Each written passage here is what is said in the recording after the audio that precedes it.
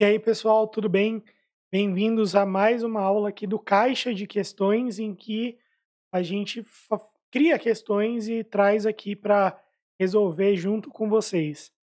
Nessa aula aqui, a gente vai falar sobre vícios redibitórios e processo civil, as duas coisas em conjunto, tá? Primeira coisa que eu vou pedir para vocês é, aqui abaixo vai ter a questão para você tentar resolver. Depois de você fazer a questão para tentar resolver, aí sim a gente vai, você vem para o vídeo e a gente faz a explicação, traz a questão e o gabarito para vocês. Tudo bem? Beleza? Estou com várias telas aqui, então pode ser que a gente fique se ajustando aqui, mas vai dar tudo certo no final. Bom, como que a gente vai começar? A gente vai começar falando sobre vício redibitório. Então, toda vez que a gente tem um contrato de compra e venda, ou de venda e compra, aí depende de como você enxerga o contrato em si, a gente tem uma meio que uma cláusula de responsabilidade do comprador, do vendedor, desculpa, pela usabilidade da coisa, pela rigidez da coisa. E se o comprador ele verifica um vício, esse vício pode resultar na resolução do contrato. Não é rescisão, não é anulação, não é resilição, tá? É resolução do contrato. Qual é a diferença? Resilição ela pode ser unilateral ou bilateral e é um ato de vontade, um mero ato de vontade. Então é a denúncia no contrato de locação, por exemplo, tá? A rescisão ocorre em caso de algum vício no negócio jurídico. A anulação e a nulidade vai acontecer quando eu tenho nulidade relativa, e aí a gente tem uma hipótese de anulabilidade, que vai gerar a anulação. E a nulidade absoluta gera a nulidade do contrato. São nomenclaturas que são importantes para provas da FGV. Então, resilição, ato unilateral de vontade ou bilateral, que vai ser o distrato. Resolução é rescisão em caso de algum vício do negócio jurídico. Resolução em caso de inadimplemento de uma das partes, anulabilidade em caso de nulidade relativa e nulidade absoluta. Fui por uma vertente aqui mais aprofundada, mas aí a gente ia ficar um tempo de aula muito grande e não é essa a ideia da caixa de questões. Então, o vício ele pode ser aparente ou ele pode ser oculto. O vício aparente ele pode eventualmente gerar indenização ou algum tipo de tutela, mas ele não gera o que prevê o artigo 441 e 442, os dois artigos estão no capítulo de vícios redibitórios. O vício redibitório ele precisa ser oculto. Então, o vício oculto é o que pode gerar a resolução pela existência de um vício. Ou seja, entende-se por uma via transversa que não existe, com a entrega de um bem com um vício oculto, não existe o adimplemento da obrigação ou o adimplemento regular da obrigação de entrega da coisa. Isso que eu estou falando, existe até uma certa divergência doutrinária sobre a classificação como inadimplemento ou não, tá? Mas é a vertente que eu mais gosto. Se eu entrego algo com um vício oculto, na verdade eu não adimpli a obrigação de modo regular. Até porque a gente precisa ter um adimplemento substancial da obrigação e não meramente formal. Eu entreguei a coisa de qualquer jeito, né? Então, o vício, para gerar essas consequências, ele precisa ser oculto.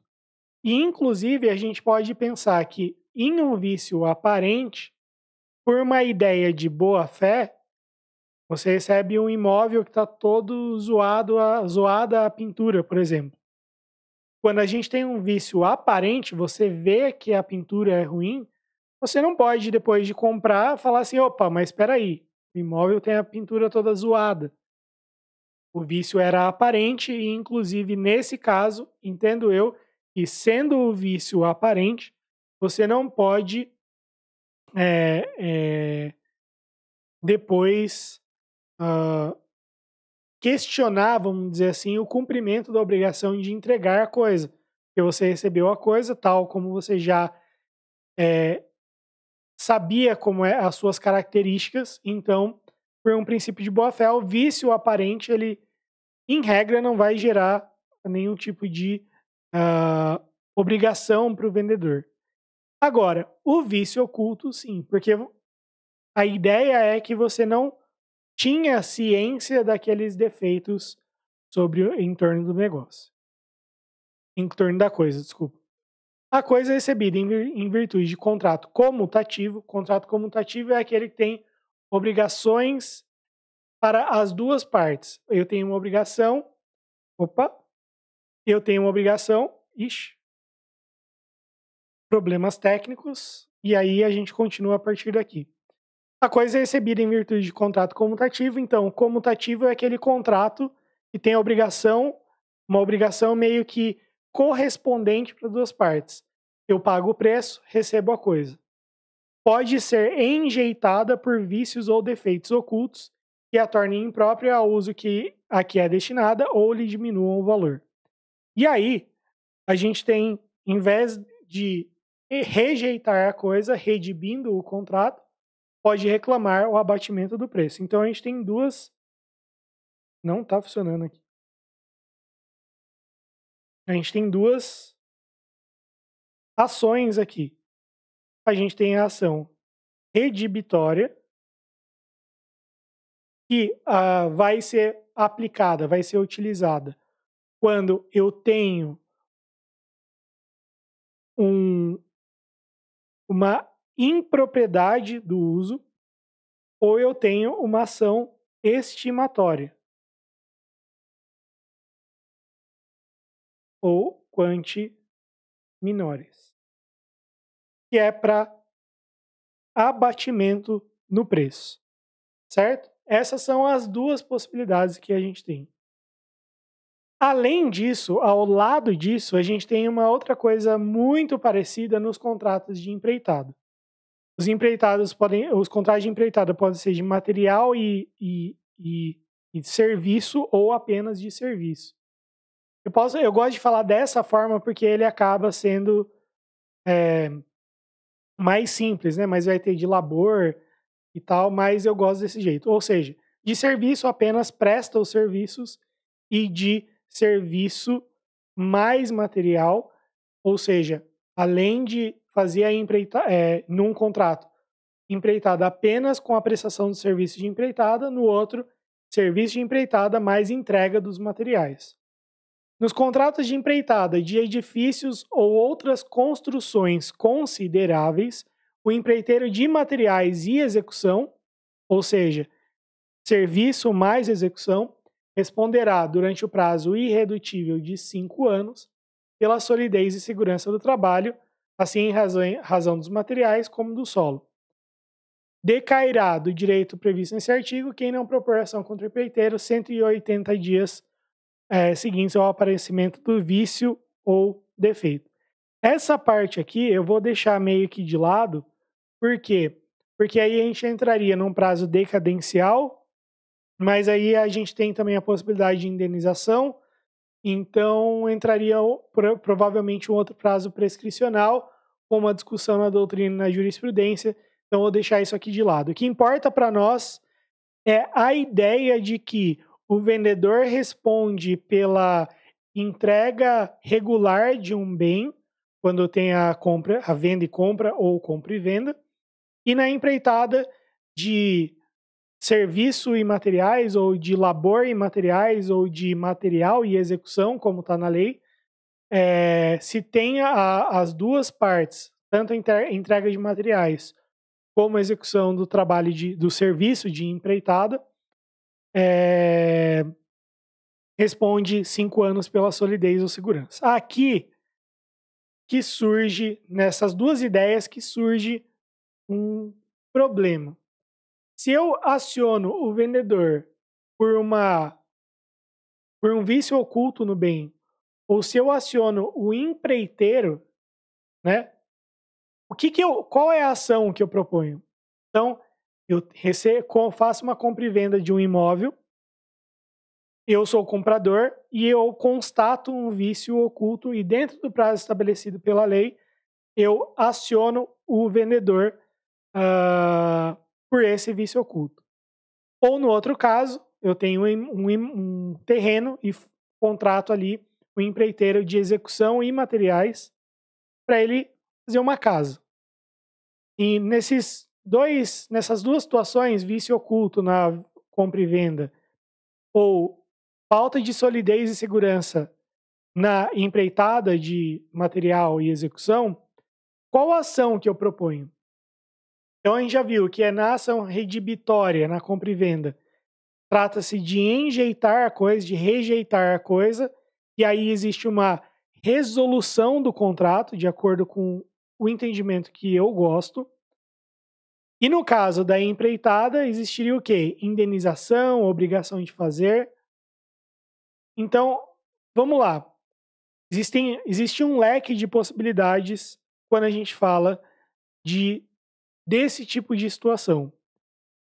Quando a gente tem vício ou defeito, a gente teria 3 possibilidades. A primeira seria a resolução do contrato, que na compra e venda seria a redibitória e na empreitada,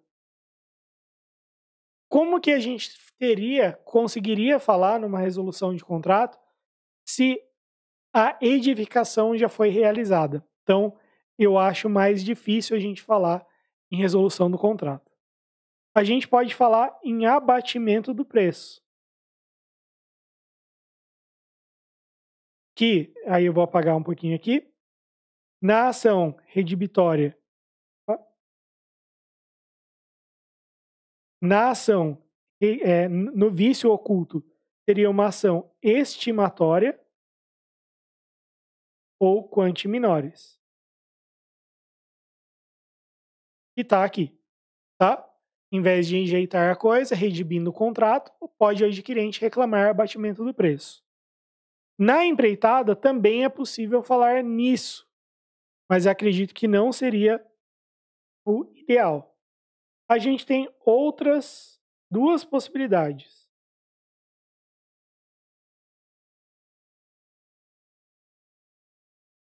A conversão em perdas e danos,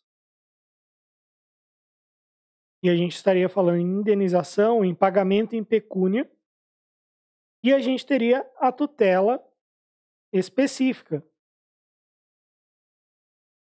que seria na compra e venda, consertar o vício oculto,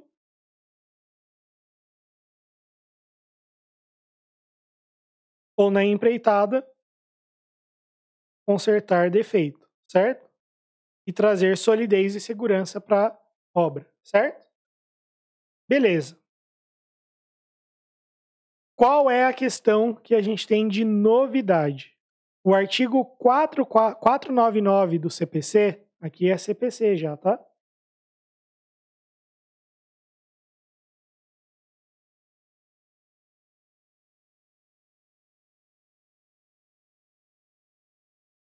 Certo? Então, CPC. Minha caneta tá falhando hoje aqui. A obrigação somente será convertida em perdas e danos se o autor requerer ou se impossível a tutela específica ou obtenção da tutela pelo resultado prático. Certo? Só que olha só, o parágrafo único é uma novidade legislativa agora de 2024.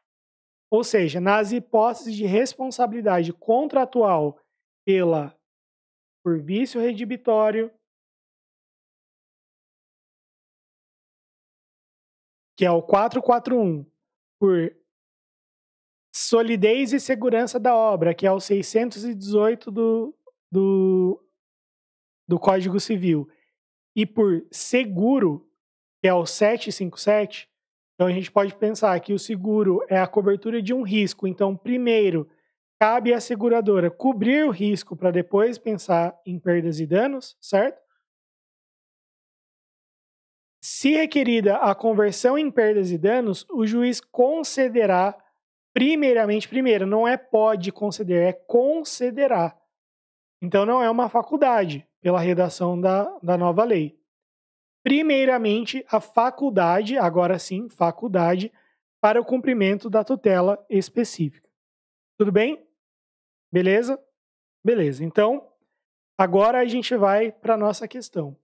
João celebrou um contrato de compra e venda de um imóvel com a empresa Construir Limitada, no valor de R$800 mil. Pelo contrato, a empresa se comprometeu a entregar o imóvel em perfeitas condições de habitabilidade e sem qualquer defeito estrutural. Após a entrega do bem, João constatou que havia sérios problemas na fundação do imóvel que colocavam em risco a integridade do edifício. Ele tentou amigavelmente que a empresa realizasse reparos, mas não obteve sucesso. Diante disso, João ajuizou uma ação com pedido de resolução do contrato, com a devolução do valor pago e indenização por perdas e danos. Em sua defesa, a Construir Limitada argumentou que, apesar do vício, poderia realizar os reparos oferecendo a tutela específica da obrigação, conforme previsto no contrato. Considerando a legislação aplicável, analise a situação à luz do Código Civil e Código de Processo Civil. E aí vai pedir para assinalar a alternativa correta. A alternativa A, o juiz deve imediatamente determinar a conversão da obrigação em perdas e danos, conforme o pedido de João, independentemente de qualquer tentativa de cumprimento da tutela específica. A gente vê que aqui está errado, tá? Porque a gente teve a novidade do artigo 499, parágrafo único do CPC, certo? Alternativa B, o juiz deverá conceder à empresa Construir a oportunidade de realizar a tutela específica da obrigação antes de determinar a conversão em perdas e danos. Então aqui parece que está correto. Eu vou colocar um pontinho aqui e é assim que eu faria na prova, se eu estivesse resolvendo questões. O juiz deve anular o contrato e devolver o valor pago ao João. Primeiro, que a gente viu que não é anulação, e sim resolução. Tanto que, como a gente vê aqui no enunciado, resolução do contrato foi a ação que João ajuizou, né? Então, anular já estaria errado e devolver o valor sem qualquer possibilidade de tutela específica está errada a C. A tutela específica não é aplicável em contratos de venda e compra, sendo a conversão em perdas e danos automática. Primeiro que isso contraria o 499 do CPC, e segundo que sempre é possível a tutela específica. Hoje, quando a gente fala em processo civil, tem uma parte da doutrina que fala que a gente tem que sempre buscar a tutela da obrigação para não virar tudo indenização, né? Então, aqui está errado, conforme uma ideia doutrinária e também de acordo com a determinação expressa do artigo 499 do CPC. Né? Isso está no caput, inclusive, do 499, que a obrigação só é convertida em perdas e danos se o autor requerer ou se impossível a tutela específica, tá? Então, a gente já tem aí 3 alternativas erradas. A E fala que a empresa pode optar entre realizar a tutela específica ou pagar perdas e danos, desde que demonstre boa-fé no cumprimento do contrato. Aqui, eu já acho mais questionável, tá? Eu tentei fazer uma questão mais FGV possível, causando dúvida em 2 questões, e aí também um gabarito bem no detalhe mesmo, tá? A B fala que o juiz vai conceder à empresa a oportunidade de realizar tutela específica. E a E fala como se fosse uma obrigação alternativa, tivesse uma alternatividade. Ou seja, ó, empresa, fala aí, ou você indeniza ou você faz, não é isso, né? Não é isso que a lei diz. A lei fala que o juiz deverá, primeiramente, a faculdade de cumprimento da tutela específica. É uma faculdade? É, mas o juiz primeiro determina ou dá a faculdade do cumprimento de tutela específica. A gente tem que sempre se recordar que faculdades processuais, elas também geram ônus processuais. Você tem, por exemplo, a faculdade de apresentar uma contestação, certo? É uma faculdade. Você não apresenta contestação no processo civil, aí você tem a aplicação da revelia, ou seja, além de ser uma faculdade, acaba sendo um ônus processual a apresentação de contestação. Logo, quando a gente vê aqui a diferença entre a alternativa B e a alternativa E, a diferença substancial é que na alternativa B o juiz dá a oportunidade de realizar tutela específica.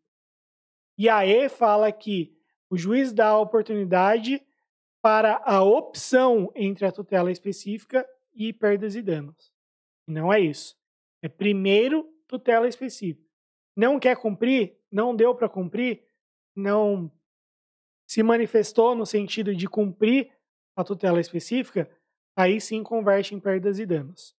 Por isso que a E está errada e a B é a correta. Tá? A B é a correta. Então essa é a certa. Então gabarito, alternativa B, de acordo com tudo que a gente falou nessa aula de hoje. Então essa foi a nossa aula de caixa de questões. Espero que vocês tenham gostado e a gente se vê na próxima.